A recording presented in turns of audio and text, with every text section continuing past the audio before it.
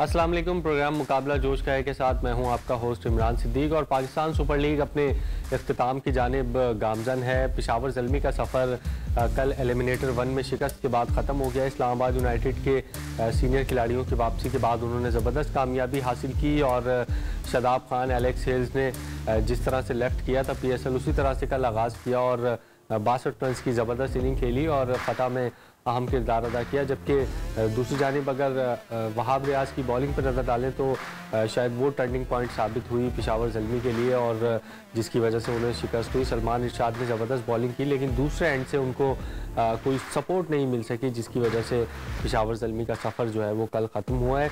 किस तरह ज़ल्मी को शिकस्त हुई और लाहौर के कज़ाफ़ी स्टेडियम के में जो मैच हुआ उस हवाले से एक रिपोर्ट तैयार की है, वो देखते हैं और फिर प्रोग्राम में वापस आकर गेस्ट का तारुफ कराएंगे और गुफ्तगू शुरू करेंगे। बिल्कुल, रिपोर्ट आपने देखी। एक ज़बरदस्त कामयाबी इस्लामाबाद यूनाइटेड की। सीनियर स्पोर्ट्स जर्नलिस्ट कमर अहमद साहब हमारे साथ मौजूद हैं तबसरे के लिए। कमर साहब, क्या समझते हैं, मैच तो अच्छा हुआ कल, लेकिन टर्निंग पॉइंट आप क्या समझते हैं ज़ल्मी के लिए रहा जिसकी वजह से उनको शिकस्त हुई? मैं समझता हूँ कि एक बहुत ही तजुर्बाकार और अच्छे फास्ट बॉलर वहाब रियाज की बॉलिंग मैं समझता हूँ कि नाकिस थी। 4 ओवर में 52 रन दे देना इतने बड़े तजुर्बाकार फास्ट बॉलर का, ये कुछ मेरी समझ में तो नहीं आया। हो सकता है देखने वालों के लिए बहुत कुछ समझ में आ गया हो और मैं समझता हूँ यही टर्निंग पॉइंट। तो अगर इससे पहले वाला मैच अगर हम देखें तो वहाब रियाज ही थे जिसने कामयाबी दिलाई थी पेशावर ज़ल्मी को और अगले मैच में इस तरह की परफॉर्मेंस अनप्रेडिक्टेबल हैं थोड़े से। लगता है समझ नहीं आता आपकी कि कौन सा वहाब रियाज जो है वो आज बॉलिंग कराएगा। कभी उनकी बॉलिंग बहुत ही अच्छी होती है, कभी जो है वो शिकस्त की वजह बन जाते हैं। तो अनप्रेडिक्टेबिलिटी का जो है ये कब तक आप ये तो at the end of his career है। तो अनप्रेडिक्टेबिलिटी क्या है कि इसीलिए हमेशा ये पाकिस्तान टीम से कभी अंदर कभी बाहर, कभी अंदर कभी बाहर होते रहे। जैसे कि कंसिस्टेंसी जब किसी बैट्समैन या बॉलर में नहीं होती है तो फिर इसी तरह की परफॉर्मेंस करता है, इरेटिक, अनप्रेडिक्टेबल। तो समझ में आने वाली बात मेरे लिए तो नहीं है। और अगर हम देखें वैसे तो ज़ल्मी का सफ़र जो है वो ख़त्म हो गया है। शुएब मलिक की अगर हम बात करें, बहुत बड़ा पॉजिटिव है वो। ज़बरदस्त उन्होंने पूरे PSL में परफॉर्मेंस दिखाई, पेशावर ज़ल्मी को कई मैचेस भी जितवाए और ज़बरदस्त परफॉर्मेंस है। तो लगता है कि शुएब मलिक का करियर जो है वो अभी भी बाकी है और अभी भी वो कौमी टीम में नुमाइंदगी कर सकते हैं 2022 के वर्ल्ड कप। देखिए, अगर आप फॉर्म में हैं और फिट हैं हेल्थ वाइज तो आप देखिए, इंग्लैंड का एक क्रिकेटर बहुत मशहूर विल्फर रोड्स 51 साल की उम्र में टेस्ट क्रिकेट खेला। पाकिस्तान के मौजूदा वज़ीर-ए-आज़म इमरान खान 42-43 साल के थे जब वो वर्ल्ड कप में खेले। तो फिटनेस पर डिपेंड करता है। Shoaib Malik good cricketer, bowling तो इनकी इतनी रिमार्केबल तो नहीं थी, लेकिन as a batsman he improved himself. From a bowler he became a batsman और उनका परफॉर्मेंस मैं समझता हूँ कि वनडे क्रिकेट के अंदर काफ़ी कंसिस्टेंट रहा है। आप समझते हैं कि 2022 का जो T20 वर्ल्ड कप है उसमें शुएब मलिक शामिल होंगे टीम में? Well, it is case of conjuncture के हो सकता है कि लें, हो सकता है कि अगर पाकिस्तान के जो सो कॉल्ड सेलेक्टर्स रहते हैं वो अगर ये सोचें कि वो नए खिलाड़ियों को मौका देंगे तो शायद ये ना हो।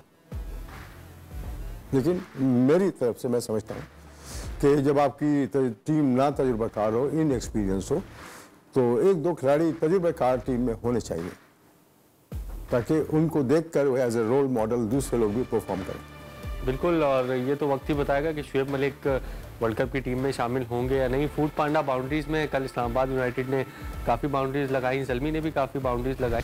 अवेलेबिलिटी का बड़ा मसला रहा इस PSL में ख़ास तौर पे, चाहे पेशावर ज़ल्मी हो, चाहे अपना इस्लामाबाद यूनाइटेड हो या कोयटा ग्लैडिएटर्स हो, टीमें मुश्किलात का शिकार पूरे इवेंट में रही। ये दस्तयाब है, ये आउट हो गए, इनका कोविड पॉजिटिव आ गया, वो नेशनल ड्यूटी पर चले गए। इसका आप क्या समझते हैं, क्या हाल है? लेकिन एक चीज़ अच्छी हुई कि टूर्नामेंट जो है वो जारी रहा और अपने इख्तिताम को पहुंच गया। देखिए, फाइनल स्टेजेस में है ये PSL 7 का जो टूर्नामेंट है और सबसे खुशाइंद बात यह है कि अभी तक कोई किसी सीरियस किस्म का कोई भी हादसा नहीं हुआ। इनफैक्ट कोई हादसा नहीं हुआ और यही तमाम तमाशाइयों को, सपोर्टर्स को, क्रिकेट के पाकिस्तान क्रिकेट बोर्ड को चाहिए कि सिक्योरिटी तो टाइट है जिससे लोगों को भी परेशानी है। आने वाले टेस्ट सीरीज़ में भी यही परेशानी तमाशाइयों को भी होगी, सिक्योरिटी का प्रॉब्लम और उनकी चेकिंग कि आप आईडी कार्ड भी दिखाइए, आप वैक्सीनेशन सर्टिफिकेट भी दिखाइए, फिर वो आपको 10 दफ़े चेक करेंगे ग्राउंड के बाहर और 10 दफ़े चेक करेंगे ग्राउंड के अंदर। तो ये इतनी अच्छी प्लेजेंट चीज़ नहीं है, लेकिन मजबूरी है कि पाकिस्तान को इस तरह की जो सिक्योरिटी पेश करनी है बाहर की टीम को, ताकि कोई हादसा पेश ना आए और टीमें मुसलसल पाकिस्तान में आती रहें। ये तो एक सबब है जिसकी वजह से पाकिस्तान क्रिकेट यूएई में चली गई थी, होम ग्राउंड अरब इमारात को बना लिया था, अब वापस आ गई है। हम लोगों को चाहिए कि फ्रेंचाइज को भी चाहिए, पाकिस्तान क्रिकेट बोर्ड को भी चाहिए कि वो ज़्यादा से ज़्यादा तमाशाइयों के लिए आसानियाँ पैदा करें क्रिकेट देखने की। बिल्कुल, तमाशाइयों के लिए आसानियाँ होंगी तो ग्राउंड भी भरेंगे। मैं वक्त हुआ एक ब्रेक का, ब्रेक के बाद वापस आकर पीएसएल पर गुफ्तगू का सिलसिला जारी रखेंगे। ब्रेक के बाद खुशामदीद और पेशावर ज़ल्मी और इस्लामाबाद यूनाइटेड के दरमियान जो मैच हुआ उस पर गुफ्तगू का सिलसिला जारी है। कमर अहमद साहब हमारे साथ मौजूद है। कमर साहब, आपने वहाब रियाज का तो जिक्र किया, सलमान इरशाद जो कि पहले भी पीएसएल खेल चुके हैं, लेकिन इस पीएसएल में जो उनकी परफॉर्मेंस है बहुत ही शानदार रही है। कल भी उन्होंने तकरीबन मैच जो है वो पलट दिया था। एलेक्स हेल्स को उन्होंने आउट किया, फिर आसिफ को उन्होंने आउट किया, 3 विकेटें उन्होंने ली, लेकिन दूसरे एंड से उनको सपोर्ट नहीं मिली। तो एक ज़बरदस्त एक डेथ बॉलर नज़र आ रहे थे। या कभी कभी young bowler, emerging fast bowler और स्पिनर भी और बैट्समैन भी कामयाब परफॉर्मेंस करते हैं। तो आपने अभी जिनका नाम लिया, मैंने कभी इनको देखा नहीं है खेलते हुए, इसलिए कि इस तरह की फ्रेंचाइज दुनिया में होती है, बिग बैश है या पीएसएल है या आईपीएल और बहुत सारी दुनिया में जो फ्रेंचाइज होती हैं, उसमें बहुत सारे ऐसे नाम के क्रिकेटर खेल रहे होते हैं जिनको कोई जानता भी नहीं। To tell you the truth, मैं बहुत सारे खिलाड़ियों को पीएसएल की फ्रेंचाइज में नहीं जानता, ना मैंने कभी देखा है। तो अगर उन्होंने परफॉर्मेंस किया है, एब्सोल्युटली फैंटास्टिक। ऐसे लड़कों पर जो हमारे सो कॉल्ड सेलेक्टर्स, मैं बार बार कहता हूँ, उनको चाहिए कि नज़र रखें और उनको मौके फराहम करें। सो कॉल्ड का लफ्ज़ आप यूज़ कर रहे हैं बार बार, इसकी कुछ डेफिनेशन? इसकी डेफिनेशन ये है कि जब से मैं क्रिकेट खेलता था फर्स्ट क्लास काज़म ट्रॉफी में 50 से लेकर, और जब तक मैंने, क्योंकि पाकिस्तान की पूरी क्रिकेट मैंने बाहर भी के मुल्कों में भी यहाँ भी कवर की हुई है, यहाँ पर सेलेक्टर सिर्फ नाम के होते हैं, अंगूठा और साइन करने के लिए ज़्यादातर मौके पर, और करते वो लोग वही है टीम सेलेक्ट जो उनकी मर्जी होती है। यहाँ पर तो ऐसा भी हुआ कि टीम सेलेक्ट हो गई और पाकिस्तान क्रिकेट बोर्ड के ऑफिशियल ने टीम चेंज कर दी। तो इसलिए मैं बार बार ये कहता हूँ कि पाकिस्तान में हमेशा से सो कॉल्ड सेलेक्टर्स रहे हैं। बिल्कुल, और ज़बरदस्त कल मनासिर भी देखने में आए। वहाब रियाज भी कल काफ़ी गमज़दा थे शिकस्त के बाद, हालांकि पेशावर ज़ल्मी ने मुसलसल 7वीं मरतबा क्वालिफाई किया।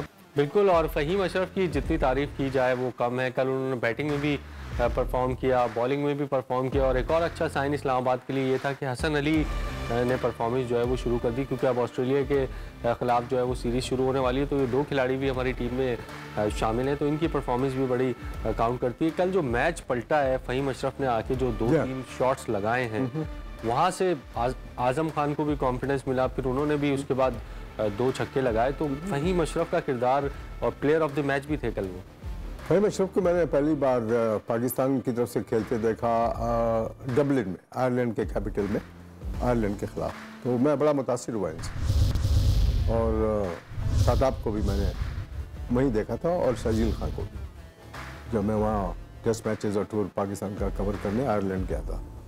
मैं समझता हूँ कि ये लिमिटेड ओवर T20 जैसे खेल के बहुत ही अच्छे कामयाब खिलाड़ी हो सकते हैं अगर इनमें कंसिस्टेंसी हो। असल चीज़ जो है वो तसलसल होना चाहिए, कंसिस्टेंसी, कि आप परफॉर्म करें ताकि जो लोग हैं जो टीम सेलेक्ट करते हैं वो उनकी नज़र इन पर हमेशा रहे।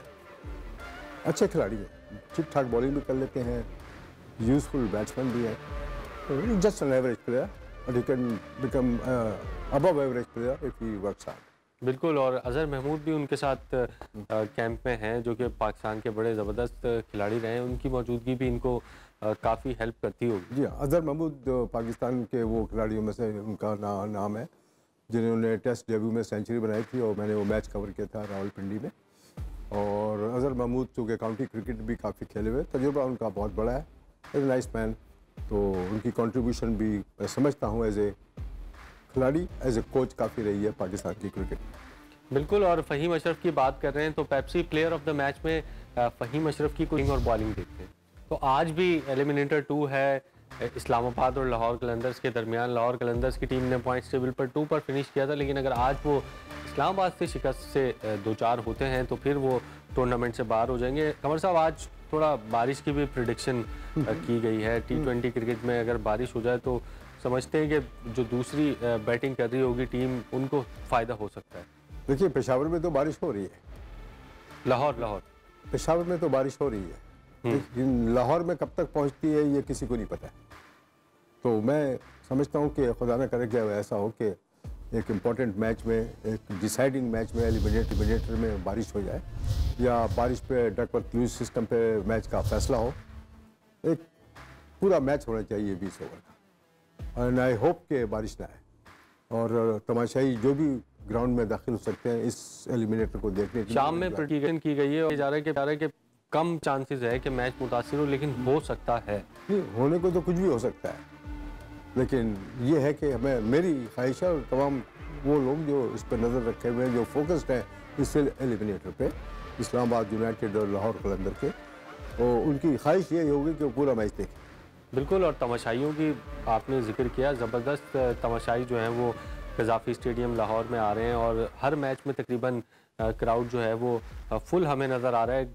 गो के कल लाहौर का मैच नहीं था, थोड़ा सा कम क्राउड था, लेकिन मैचेस के हवाले से जहाँ तक बात है तो ज़बरदस्त क्राउड है। और अच्छी खबर क्राउड के लिए आज ये भी है कि पाकिस्तान और ऑस्ट्रेलिया के दरमियान जो सीरीज़ है उसकी टिकटों की फ़रोख्त भी शुरू हो गई है। काफ़ी कम प्राइस रखे गए हैं, 100 से 500 रुपये टिकट के प्राइस हैं। तो प्रोग्राम में वक्त हुआ एक ब्रेक का, ब्रेक वापस आकर गुफ्तगू का सिलसिला जारी रखेंगे।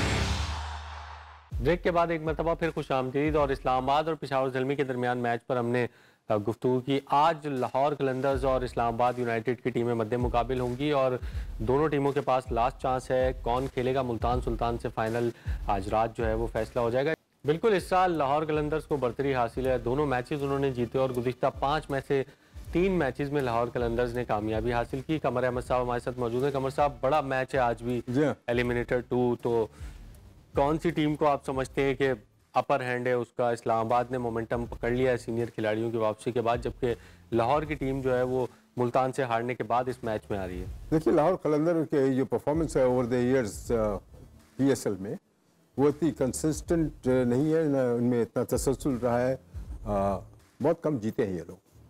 और लेकिन इस्लामाबाद यूनाइटेड की टीम जो कि चैम्पियन भी रही है, हाँ, उसमें कंसिस्टेंसी है। उनकी परफॉर्मेंस इस PSL 7 में भी काफ़ी बेहतर रही है, जैसे कि आपकी रिपोर्ट ने बताया, लाहौर कलंदर से।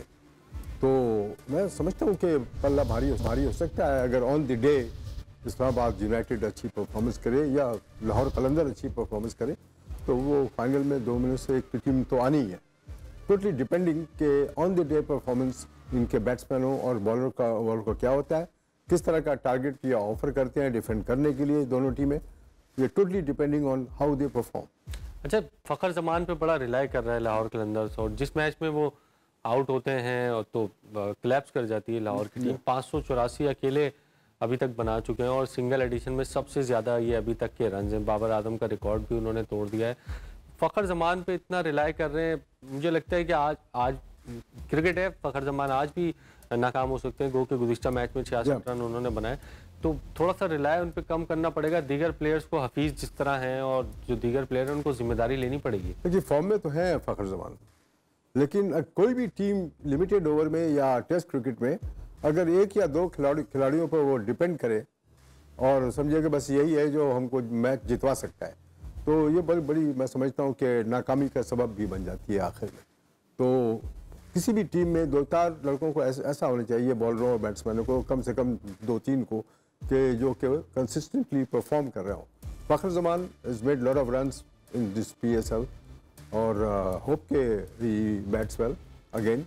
कोई ज़रूरी नहीं है कि वो स्कोर कर जाए, लेकिन हो सकता है कि क्योंकि फॉर्म में कंसिस्टेंसी है, स्कोर कर दे। Totally depending how his other players perform. अच्छा, अगर अब मलिक की हमने बात की, शुएब मलिक की, लेकिन दूसरी तरफ अगर हम देखें मोहम्मद हफीज़, तो वो परफॉर्म पाकिस्तान सुपर लीग में बिल्कुल भी नहीं कर पाए। 2-3 मैचेस में उनको चांस भी मिला कि वो मैच जितवा सकते थे, लेकिन नहीं जितवा पाए। तो इंटरनेशनल क्रिकेट से तो रिटायर वो हो चुके हैं। तो समझते हैं कि अगले साल भी पीएसएल में नजर आएंगे, या पीएसएल भी फिर आज इनका जो है वो इख्तिताम होगा? Totally depending on his fitness और फॉर्म। अगर फॉर्म तो सही नहीं है, फॉर्म तो इसमें तो बिल्कुल सही नहीं है, लेकिन अब वो उनकी फिटनेस क्या है, क्या वो खुद इरादा रखते हैं अपनी कैरियर को प्रोलॉन्ग करने का या नहीं रखते हैं, ये डिपेंड करता है। तो आई होप कि परफॉर्म्स, और चूंकि परफॉर्म नहीं किया तो हो सकता है आज परफॉर्म कर दें। You never know in this kind of cricket के बड़े मैच में 120 बॉलों का गेम है, तजुर्बेकार खिलाड़ी है, इज़ अ गुड प्लेयर, तो बॉलिंग भी कर लेते हैं। कई दफ़ा उन पर कुछ शुभात भी हुए उनके बॉलिंग एक्शन पे, एक दफ़ा नहीं कई दफ़ा, तो but he is a very useful batsman. बिल्कुल, और मोहम्मद हफीज़ का चलना लाहौर कलंदर्स के लिए बहुत ज़रूरी है, क्योंकि फ़खर जमान पे काफ़ी ये लोग रिलाई कर रहे हैं। तो आज देखते हैं कि क्या स्ट्रेटेजी के साथ लाहौर कलंदर की टीम मैदान में उतरती है। पीएसएल पर हमने बात की, और पाकिस्तान ऑस्ट्रेलिया के दरमियान जो टिकटों की फ़रोख्त है वो भी शुरू हो चुकी है। तारीखी सीरीज़ पर बात करेंगे कमर अहमद से एक ब्रेक के बाद। के बाद एक मरतबा फिर खुश आमदीद, और पाकिस्तान सुपर लीग पर खासी तफसीली बात की। अब चंद ही रोज़ बाकी हैं पाकिस्तान और ऑस्ट्रेलिया के दरमियान जो सीरीज़ होनी है, उसमें 27 फरवरी को ऑस्ट्रेलिया की टीम यहाँ पर पहुँचेगी और करंतना मुकम्मल करने के बाद अपनी ट्रेनिंग करेगी, और 4 मार्च से रावलपिंडी में एक तारीखी सीरीज़ शुरू होगी, जो कि 24 साल बाद पाकिस्तानी सरजमीन पर ऑस्ट्रेलवी टीम खेलती हुई आपको नजर आएगी, जिसकी टिकटों की फ़रोख्त भी शुरू हो चुकी है। तो ये तारीखी मौका है, शायकीन को स्टेडियम्स भी जो हैं वो भरने चाहिए। टिकटों की कीमतें भी कम रखी गई हैं। कमर अहमद साहब हमारे साथ मौजूद है। कमर साहब, न्यू जो जनरेशन है उसके लिए तो ये टोटली एक नया तजर्बा है। हमने भी कभी ऑस्ट्रेलिया को यहाँ खेलते हुए नहीं देखा। तो बड़े स्टार्स आ रहे हैं, स्मिथ है, लेबुशैन, मिचेल स्टार्क और पैट कमिंस। एक तारीखी मौका होगा पाकिस्तान क्रिकेट के लिए। बहुत ही तारीखी इसलिए कि पहली दफ़ा ऑस्ट्रेलिया की टीम पाकिस्तान में 1956 में आई थी। सिर्फ एक टेस्ट मैच खेला, वो इंग्लैंड से एशेज हार कर आ रही थी, और उस 56 के एशेज सीरीज़ में ओल्ड ट्रैफर्ड पे इंग्लैंड के ऑफ स्पिन बॉलर जिम लेकर ने एक टेस्ट में 19 विकेटें ले ली। एक टेस्ट में 19 विकेटें, एक में 10, एक में 9, जो आज तक दुनिया के किसी टेस्ट बॉलर ने इस परफॉर्मेंस को रिपीट नहीं किया है। उसमें एक विकेट जो थी 20वीं, वो उनके स्पिन पार्टनर टोनी लॉक ने ली थी। तो वापसी में एशेज हार के ये पाकिस्तान में 1956 में एक टेस्ट खेले मैटिंग विकेट पे, जो मैंने खुद देखा एज ए कॉलेज स्टूडेंट। और नेशनल स्टेडियम की पहाड़ियों पे बैठ के, स्टैंड नहीं था नेशनल स्टेडियम के अंदर, चट्टान थी बिल्कुल चटियल, और ना कोई बिल्डिंग थी वहाँ पर। तो वो ऑस्ट्रेलिया अपने सबसे कम स्कोर पे पाकिस्तान के खिलाफ, पाकिस्तान ऑस्ट्रेलिया की हिस्ट्री में 80 रन पे आउट हो गई उस मैटिंग विकेट पे। फजल महमूद ने उस टेस्ट में 12 विकेटें ली। बड़े बड़े खिलाड़ी थे, कीथ मिलर, रे लिंडवॉल, नील हार्वे, बड़े बड़े खिलाड़ी, और बुरी तरह हार गई ऑस्ट्रेलिया वो टेस्ट। लेकिन उस वक्त से अब तक तकरीबन 65-66 टेस्ट दोनों टीमें खेल चुकी हैं। पाकिस्तान की टीम किसी दौरे पर भी ऑस्ट्रेलिया में कभी टेस्ट सीरीज़ नहीं जीती है। टेस्ट जीते हैं 1977 के टेस्ट मैच में सिडनी में इमरान खान ने जब 12 विकेटें ली एज ए फास्ट बॉलर, जहां से उनकी शोहरत हुई, तो वो पहला टेस्ट था जो पाकिस्तान ऑस्ट्रेलिया में जीता। 1964 से पाकिस्तान ऑस्ट्रेलिया जाता रहा है, कभी टेस्ट सीरीज़ नहीं जीती है, टेस्ट जीते हैं। ऑस्ट्रेलिया भी यहाँ मेरे ख्याल नहीं, ऑस्ट्रेलिया यहाँ पर ज़्यादातर टेस्ट सीरीज़ पाकिस्तान के खिलाफ ऑस्ट्रेलिया पाकिस्तान में हारा है। यहाँ पाकिस्तान में ऑस्ट्रेलिया ने भी टेस्ट सीरीज़ जीती है। लास्ट सीरीज़ जो ऑस्ट्रेलिया 24 साल पहले मार्क टेलर की कप्तानी में पाकिस्तान में आई थी, उसमें सबसे बड़ा परफॉर्मेंस उनके कप्तान मार्क टेलर का था, पेशावर के अरबाब नियाज स्टेडियम में, जहां उन्होंने ट्रिपल सेंचुरी बनाई मेरे नज़रों के सामने। 334 रन नॉट आउट थे और उन्होंने टीम डिक्लेयर कर दी, और उन्होंने कहा कि ये मैंने ब्रैडमैन का जो स्कोर है, हाईएस्ट स्कोर 334 रन, मैं उसको पास या पार नहीं करना चाहता था। उनकी इज्जत पे मैंने ये अपनी इनिंग डिक्लेयर कर दी। अच्छा, जी हाँ। तो ये आखिरी टेस्ट सीरीज थी जो पाकिस्तान में खेलेगी। लेकिन उस बीच में 2009 के हादसे के बाद श्रीलंका के जो टीमें पाकिस्तान के खिलाफ खेलती रही यूएई होम ग्राउंड पे, उसमें सारे टेस्ट मैंने ऑस्ट्रेलिया के वहाँ कवर किए हैं। एक टेस्ट में ऑस्ट्रेलिया के खिलाफ पाकिस्तान का जो लोएस्ट स्कोर है टेस्ट क्रिकेट में, 53 रन पे पाकिस्तान की टीम ऑल आउट हो गई टेस्ट क्रिकेट में, शारजा के टेस्ट मैच में। लेकिन 2 टेस्ट पाकिस्तान इंग्लैंड में भी खेला ऑस्ट्रेलिया के खिलाफ, वो एक टेस्ट ऑस्ट्रेलिया जीता, एक पाकिस्तान जीता। लेकिन अब पाकिस्तान के पास एक ज़बरदस्त मौका है कि अच्छी साइड है पाकिस्तान की भी, गो के उनकी साइड भी बहुत स्ट्रॉन्ग पूरी टीम आ रही है, तो पाकिस्तान के पास अच्छा मौका है कि इस तारीखी सीरीज़ में कामयाबी हासिल करें। 3 टेस्ट मैचेस हैं और कहा यह जा रहा है कि जिस तरह ऑस्ट्रेलिया हमें वहाँ पर फास्ट बॉलिंग में फंसाता है, तो हम यहाँ पर स्पिन विकेट्स तैयार करेंगे और उनके बैट्समैनों को जो है फंसाएंगे। ऑस्ट्रेलिया की टीम को पाकिस्तान की सरजमीन पे, चूंकि वो बाउंसी विकेट पे खेलने के आदी हैं ऑस्ट्रेलियन्स अपने मुल्क में, तो उनको इंडिया और पाकिस्तान में बड़ी मुश्किलात दरपेश आती हैं लो बाउंस की विकेट पर खेलने के। उनको बहुत ज़बरदस्त मेहनत करनी पड़ेगी, खुद को एक्लेमेटाइज करना पड़ेगा। जब वो रावलपिंडी में पहला टेस्ट खेलेंगे या ये लिमिटेड ओवर मैचेस खेलेंगे, कराची में दूसरा टेस्ट है, फिर आखिर में गद्दाफी स्टेडियम में है, तो हो सकता है कि पाकिस्तान की टीम का परफॉर्मेंस ऑस्ट्रेलिया के खिलाफ बहुत अच्छा हो, इसलिए कि उनके जो शुरू के 2-3 खिलाड़ी हैं जो उनके वो आ नहीं रहे, वो सिर्फ वनडे में नहीं आ रहे, वो बाद में हो सकता है कि टेस्ट सीरीज में तो पूरी टीम आएगी। और मेरी बात हुई थी ऑस्ट्रेलिया के हाई कमिश्नर से 2 दिन पहले, कराची वो डिप्टी हाई कमिश्नर आई हुई थी यहाँ पे जोएन फ्रेडरिक्सन, और एक तकरीब में मेरी उनसे मुलाकात हुई और बड़ी उनको उम्मीद है कि ऑस्ट्रेलिया की टीम यहाँ पर अच्छा परफॉर्मेंस करेगी।